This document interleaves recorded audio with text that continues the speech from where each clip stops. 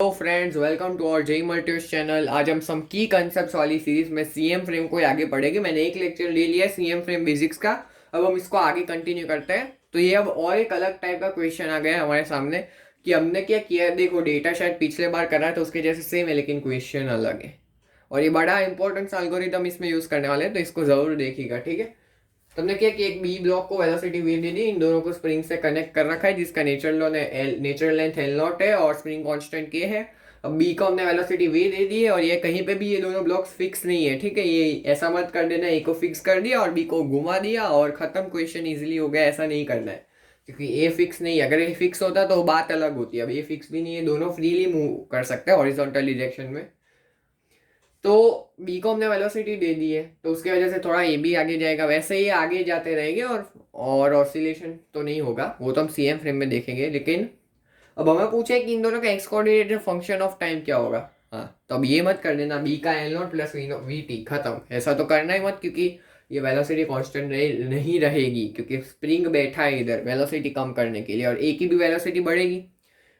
तो इसको सबसे अच्छा इसको एनालाइज करने के, इससे मोशन को एनालाइज करने के लिए हमें सीएम फ्रेम में ही जाना चाहिए। वैसे भी ये लेक्चर सीएम फ्रेम का फ्रेम में है, तो आपको ये तो पता ही चल जाना चाहिए कि हम सीएम फ्रेम में इसको सॉल्व करेंगे। तो आइए इसको सीएम फ्रेम में सॉल्व करते हैं। सबसे पहले velocity of centre of mass निकाल लेते हैं। तो वी सी एम क्या होगा, M U plus 2m into zero. 2m की वेलोसिटी जीरो रेस्ट पे दे रखा है, अपॉन टोटल मास 3m, यानी कि u/3 आ गया हमारे पास velocity of centre of mass. अब सीएम फ्रेम में चले जाते हैं। इन सीएम फ्रेम क्या हो रहा है, इधर इधर 2m था, रुको, इधर 2m है, इधर m है। यहाँ कहीं पे सेंटर ऑफ मास है जिस पे हम बैठ गए, मतलब सेंटर ऑफ मास को हमने फ्रेम बना लिया है। तो अब सीएम फ्रेम में इसकी ये दोनों की वेलोसिटीज क्या होगी। तो देखो, इसकी वेलोसिटी ग्राउंड फ्रेम में v थी, अब हम सेंटर ऑफ मास पे बैठ गए, सेंटर ऑफ मास की इस तरफ v/3 थी। तो अब अगर हम सेंटर ऑफ मास फ्रेम में आ गए तो इसको इधर v/3 एक मिल जाएगी, क्योंकि हम सेंटर ऑफ मास फ्रेम में आ गए। तो उसकी वेलोसिटी हम सब्सट्रैक्ट करेंगे दोनों में से, और इसको भी इधर एक v/3 मिल जाएगा दोनों को। तो इधर से हमारे पास फाइनल वेलोसिटीज क्या है, मतलब ये क्या वेलोसिटीज आएगी इसमें, v/3 और इसको होगी 2v/3। आपको दिख ही रहा होगा इसमें मोमेंटम जीरो है। क्यों? क्योंकि सीएम फ्रेम में और सीएम फ्रेम में मोमेंटम जीरो होना चाहिए और इसमें जीरो आ रहा है, इसलिए हम सही कर रहे हैं, ठीक है। इसलिए हम सही कर रहे हैं इस क्वेश्चन को, वरना कोई मिस्टेक हो रही हो, कैलकुलेशन मिस्टेक होती तो सेंटर ऑफ मास फ्रेम में मोमेंटम जीरो होना चाहिए और हमारा नहीं आता अगर हमने कोई कैलकुलेशन मिस्टेक की होती तो। खैर, अब हम आगे बढ़ते इस क्वेश्चन को करने की कैसे करें वो सोचते हैं। सबसे पहले मैंने पहले लेक्चर में बता दिया था कि जो ए और बी ब्लॉक का मोशन हो रहा है सीएम फ्रेम में SHM होता है, और ये सबसे खास बात है। उसका टाइम पीरियड भी मैंने निकलवाया था, ठीक है। तो टाइम पीरियड भी हमने निकाला था, वो उसकी क्या वैल्यू आई थी, 2π√μ/k, यही वैल्यू आई थी टाइम पीरियड की, ठीक है। तो ये दोनों SHM कर रहे होगे, और आपने अगर SHM नहीं पढ़ा है तो ये क्वेश्चन को आप नहीं सॉल्व कर पाएंगे, क्योंकि SHM की इक्वेशन हमें पता होनी चाहिए, जो होती है a sin ωt+φ। तो ये इक्वेशन से हम सॉल्व कर पाएंगे, उसके बिना सॉल्व नहीं कर पाएंगे। तो आपको ऐसे जब ना पता हो तो आपको पहले पढ़ना चाहिए। अगर आपको नहीं पता तो आप सेंगेज रेफर कर सकते हो, उसमें थियरी अच्छी दे रखी है और इलस्ट्रेशन के साथ, तो आप वो पढ़ सकते हैं। SHM वो वेव्स एंड थर्मोडायनेमिक्स वाली बुक में है। खैर, अब हम इस क्वेश्चन को सॉल्व करते हैं। तो अब दोनों SHM कर रहे हो तो हमें पता है। तो पूरे अब मैं बोर्ड को मिटा रहा हूँ, क्योंकि इसको समझने के लिए बहुत स्पेस चाहिए होगी। तो क्वेश्चन तो मुझे याद ही, उसके कोई फिक्र करने की बात नहीं, या फिर आप लिख भी सकते हैं। देखो, इसको हटा देता हूँ मैं, और अरे एक मिनट, हाँ अब ठीक है, और इसको भी हटा देता हूँ, रुको, हाँ अब ठीक है। तो अब हमारे पास वेलोसिटीज क्या थी दोनों ब्लॉक्स की, देखो कुछ इस तरह से थी। m है ये, और ये 2m है, ये एल नॉट है, स्प्रिंग कांस्टेंट की है, इसकी वेलोसिटी 2v/3 थी, 2u/3 v, जो भी इनिशियल वेलोसिटी थी इसकी v/3 है। अब हमें पता ही ऐसे जम कर रहे हैं, तो ये इस पॉइंट, ये इसका मीन पोजीशन हुआ, ये इसका मीन पोजीशन। अब क्यों मीन पोजीशन, क्यों मीन पोजीशन क्या होता है, जहाँ पे नेट फोर्स जीरो होता है ब्लॉक पे। अब इधर स्प्रिंग का इलोंगेशन जीरो है, तो ये दोनों पे फोर्स तो जीरो ही लग रहा है ना, इन दोनों पे फोर्स जीरो लग रहा है, इसलिए ये अभी मीन पोजीशन हुई दोनों के लिए, तो ये इनके लिए मीन पोजीशन है। अब थोड़ी देर बाद क्या होगा, ये आगे जाएंगे, ठीक है, ये दोनों आगे जाएंगे। अब मान लो ये दोनों एम्पलीट्यूड, इसका मान लो, इसका ये ब्लॉक ए है और ये ब्लॉक बी है, इसका एम्पलीट्यूड मान लो A1 है, इसका एम्पलीट्यूड मान लो A2 है। तो अब हम M, ठीक है, तो ये मान लो ये अपनी एक्सट्रीम पोजीशन पे आ गया, जो E1 पे आती है, ये E1 मान लो और ये E2 मान लो। ये उसकी ये जो M ब्लॉक है, M मास वाला ब्लॉक है, वो अपनी राइट एक्सट्रीम पे गया है, और जो 2M मास वाला ब्लॉक है वो अपने लेफ्ट एक्सट्रीम पे गया है। इसका एम्पलीट्यूड क्या होगा? A2, ठीक है, तो इसका एम्पलीट्यूड A2 होगा। और ये एक्सट्रीम पोजीशन 1 मान लो, ये इसकी एक्सट्रीम पोजीशन है, ये इसकी एक्सट्रीम पोजीशन है। अब दोनों का एम्पलीट्यूड कैसे निकाले?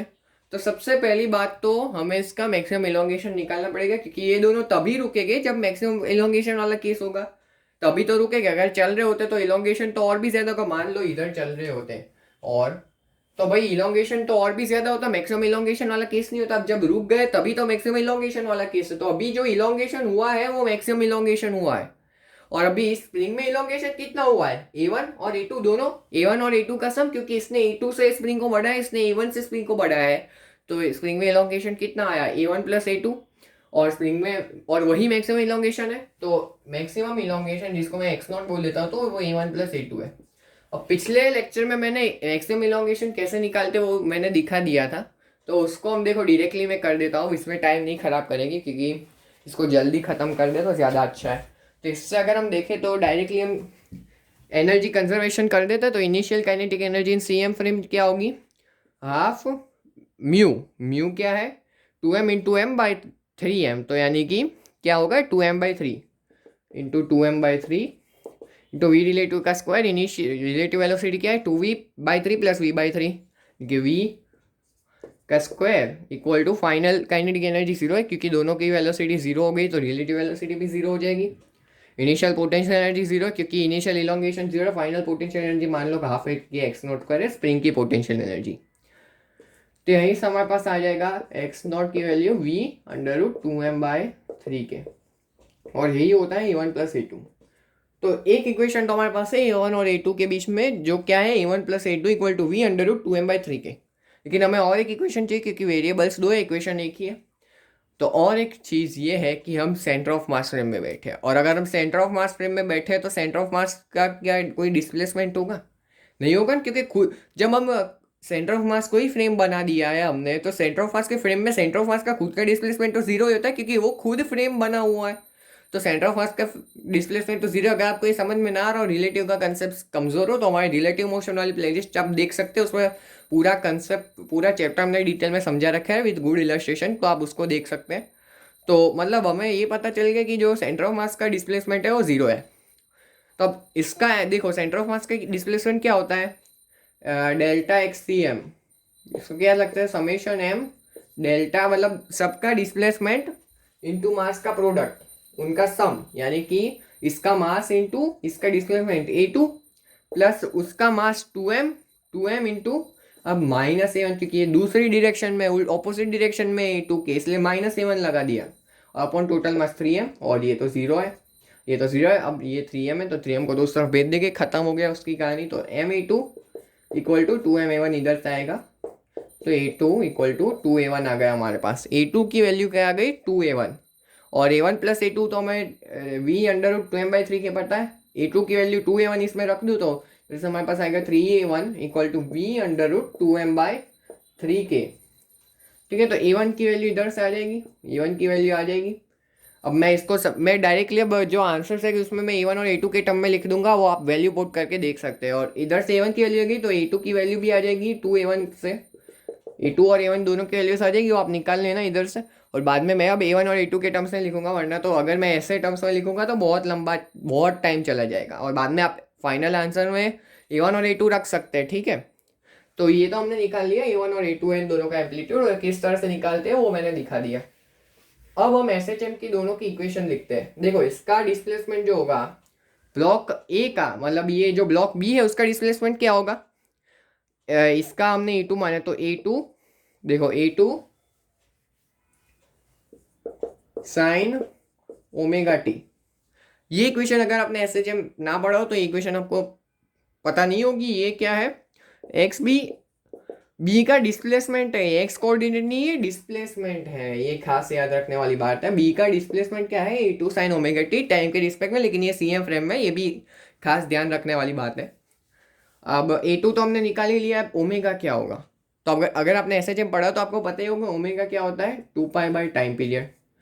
और हमें तो टाइम पीरियड पड़ता है 2 pi under root mu by K, तो हमारे पास सीधा आ जाएगा √k/μ। यानी कि ओमेगा की वैल्यू भी पता है, ए टू की वैल्यू भी पता है, और टाइम तो as a function of time ही निकाल रहा है। तो हमने सेंटर ऑफ मास का डिस्प्लेसमेंट निकाल लिया। तो ये इस पॉइंट के अबाउट इतना डिस्प्लेसमेंट होगा इसका। तो मान लो टी टाइम के बाद कुछ, ये तो मैक्सिमम है, इधर इस डायग्राम में देखो, मान लो टी टाइम, ये t=0 वाला कंडीशन है, ऊपर वाला डायग्राम, ये तो सबको पता ही होगा। तो मान लो टी टाइम के बाद कुछ यहाँ पे आ जाता है जिसका डिस्प्लेसमेंट मान लो S1 हो जाता है, SB। तो ये पॉइंट से इसका डिस्प्लेसमेंट SB जो है हम टाइम के टर्म्स में ये दे सकते हैं। तो एक्स कोऑर्डिनेट जो होगा वो यहाँ से यहाँ तक होगा। अब इनिशियल एक्स कोऑर्डिनेट तो L0 है, फाइनल एक्स कोऑर्डिनेट क्या हुआ, L0 से SB बढ़ गया।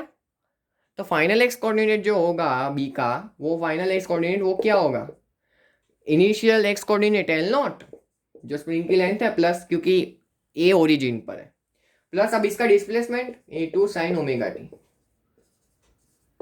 ये हमारा बी का x coordinate as a function of time निकला, लेकिन ये सी एम फ्रेम में। अब भाई हम ग्राउंड फ्रेम में भी आते हैं। अब पहले हम ए का निकाल लेते हैं, ए का भी निकालते। तो ए देखो, ए ये बी जो था इनिशियली राइट में मूव कर रहा था, यानी कि इनिशियल फेज इसका 0 था।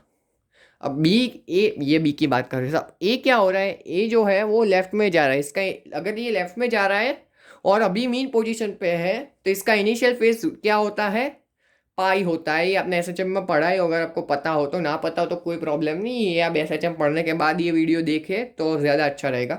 तो ये सम टाइटल को मिटा देता हूँ, ये कुछ काम का नहीं रहा। तो फिर देखो इधर से हमारे पास क्या है कि जो एस ए है, एस ए का डिस्प्लेसमेंट अबाउट उसकी मीन पोजीशन वो क्या होगा, A1 साइन ओमेगा सेम रहेगा क्योंकि दोनों का टाइम पीरियड सेम है, ओमेगा टी प्लस पाई, ये इनिशियल फेज है पाई का। तो ऐसे भी अगर, और इसमें अगर हम एक्स से निकाले तो इनिशियल एक्स कोऑर्डिनेट और ऐड करना पड़ेगा, लेकिन इनिशियल एक्स कोऑर्डिनेट तो 0 है। तो ऐसे सीधा एक्स के बराबर आ गया A1 sine omega t plus pi. तो दोनों का x coordinate as a function of time आ गया है हमारे पास इन सी एम फ्रेम। तो अगर अब हम ग्राउंड फ्रेम में जाते हैं, अब ग्राउंड फ्रेम में चले जाए, अगर हम ग्राउंड फ्रेम में चलते हैं, चलो, तो अगर हम ग्राउंड फ्रेम में चलते हैं तो इसको एक और फैक्टर एक्स्ट्रा V0t का VCMT का फैक्टर दोनों को एक्स्ट्रा मिलेगा, क्योंकि जब हम ग्राउंड फ्रेम में चले जाएंगे तो दोनों को इधर VT VCMT मिल जाएगा, क्योंकि हम ग्राउंड फ्रेम में जा रहे हैं तो जिसके फ्रेम में तो उसकी वेलोसिटी अब ऐड करनी पड़ेगी। पहले हम सब्सट्रैक्ट करते हैं जब उसके फ्रेम में जाते, अब जब फ्रेम से बाहर निकल के ग्राउंड के फ्रेम में आ रहे थे तो वो वेलोसिटी हमें ऐड करनी पड़ेगी जिसके फ्रेम में थे हम। तो इसके मान लो कोई पॉइंट पे VB वेलोसिटी होती है, तो ये ग्राउंड CM फ्रेम में, तो ग्राउंड फ्रेम में इसकी वेलोसिटी VB प्लस VCM हो जाएगी, क्योंकि दोनों की डायरेक्शन सेम है, इधर VB और इधर VCM मिल जाएगी उसको। और मान लो इसका वेलोसिटी कहीं पे इधर VA हुआ और VCM इसको मिल जाएगा, क्योंकि हम ग्राउंड फ्रेम में जा रहे हैं, तो इसकी वेलोसिटी VA माइनस VCM हो जाएगी। तो देखो इसका एक्स कोऑर्डिनेट इन CM फ्रेम आ गया। बस अब अगर हम ग्राउंड फ्रेम में जाते हैं तो एक्स कोऑर्डिनेट और क्या बढ़ेगा, एक्स कोऑर्डिनेट देखो बी का ये बढ़ेगा VCMT से, एक्स कोऑर्डिनेट जो है वो बी का बढ़ेगा VCM2 से, क्योंकि VCM की वेलोसिटी उसको एक्स्ट्रा हर एक पॉइंट पे मिल रही है, तो हर एक पॉइंट पे VCMT का फैक्टर एक्स्ट्रा लग जाएगा। यानी कि एक्स कोऑर्डिनेट जो बी का ग्राउंड फ्रेम में है, एक्स बी ग्राउंड फ्रेम में, वो क्या आएगा, बस ये पूरा छाप दो इधर और प्लस VCMT के कर दो, क्योंकि हर एक टाइम इंस्टेंट पे इनके पास VCM की वेलोसिटी एक्स्ट्रा मिल जाएगी, तो प्लस VCMT। और सेम इसी केस में करना है एक्स बी। अब देखो इसको मैं minus A sine omega A1 sine omega T लिख सकता हूँ, क्योंकि साइन ओमेगा टी प्लस पाई को माइनस साइन मतलब साइन थीटा प्लस पाई को माइनस साइन थीटा लिख सकते हैं, कंसेप्ट ऑफ एलाइड एंगल है, ठीक है। तो X B with respect to ground, अगर हम एक्स से विथ रिस्पेक्ट टू ग्राउंड निकाले तो बस यही जो था हमारे पास, minus A1 sine omega t, इसको छाप दो प्लस VCMT कर दो। तो देखो दोनों का x coordinate as a function of time आ गया ग्राउंड फ्रेम में। तो यही एक देखो हमारा आंसर हुआ, यही हमारा आंसर हुआ। तो देखो हमने किस तरीके से निकाला। हाँ, खास बात यह है कि आपको ऐसा जब ठीक से बेसिक आइडिया तो होना ही चाहिए इक्वेशंस का और फेस इनिशियल फेस का। तो आप सॉल्व कर पाओगे, पूरा एसएचएमपी पढ़ने की ज़रूरत नहीं है। तो ग्राउंड के रिस्पेक्ट में ए का एक्स कोऑर्डिनेट इस तरह से वेरी कर रहा है और बी का x coordinate L0 plus A2 sign omega t plus VCM से वेरी कर रहा है। असल में ये CM फ्रेम में क्या था, सेंटर ऑफ मास रेस्ट पे था, और ग्राउंड फ्रेम में गए तो बस एक हर एक स्प्रिंग के पॉइंट, हर एक ब्लॉक को VCM का फैक्टर एक्स्ट्रा मिल गया, तो VCM से हर एक पॉइंट से आगे जा रहा होगा, हर एक पॉइंट VCM से आगे, मतलब उसको एक्स्ट्रा VCM वेलोसिटी मिल जाएगी। ठीक है, तो अगर हमने अब इसको यहाँ तक किया, अगर आपको मजा आया हो इस क्वेश्चन में, इस एल्गोरिदम में, तो हमारे चैनल को जरूर सब्सक्राइब करें। Thanks for watching.